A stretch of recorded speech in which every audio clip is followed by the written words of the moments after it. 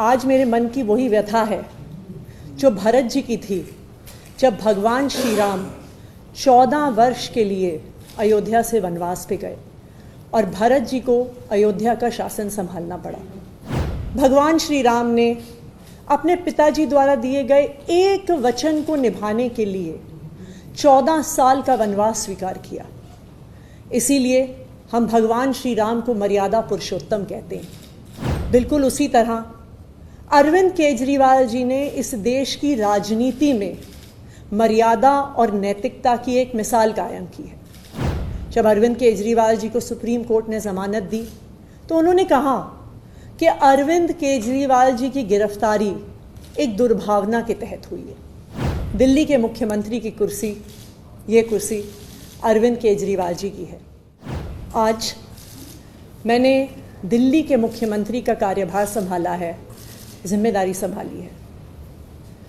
आज मेरे मन की वही व्यथा है जो भरत जी की थी जब भगवान श्री राम 14 वर्ष के लिए अयोध्या से वनवास पे गए और भरत जी को अयोध्या का शासन संभालना पड़ा।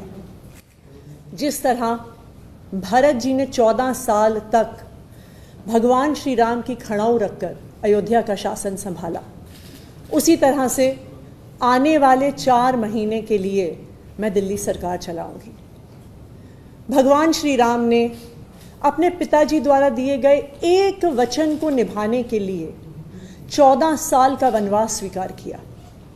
इसीलिए हम भगवान श्री राम को मर्यादा पुरुषोत्तम कहते हैं।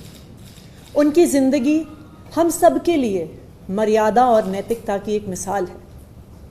बिल्कुल उसी तरह अरविंद केजरीवाल जी ने इस देश की राजनीति में मर्यादा और नैतिकता की एक मिसाल कायम की है।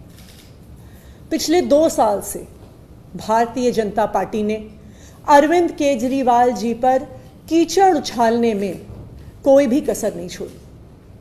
उन पर झूठे मुकदमे लगाए, उनको गिरफ्तार किया, उनको 6 महीने तक जेल में रखा। जब अरविंद केजरीवाल जी को सुप्रीम कोर्ट ने ज़मानत दी तो उन्होंने कहा कि अरविंद केजरीवाल जी की गिरफ्तारी एक दुर्भावना के तहत हुई है।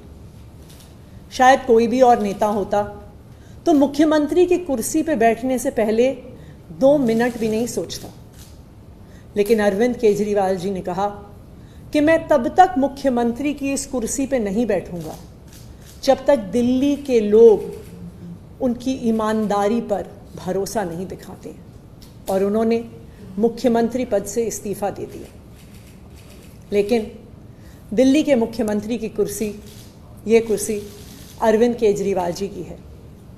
मुझे पूरा भरोसा है कि फरवरी में 4 महीने में जो आने वाले चुनाव हैं, दिल्ली के लोग अपने प्यार के साथ, अपने आशीर्वाद के साथ, अपने भरोसे के साथ फिर से अरविंद केजरीवाल जी को मुख्यमंत्री की कुर्सी पर बैठाएंगे।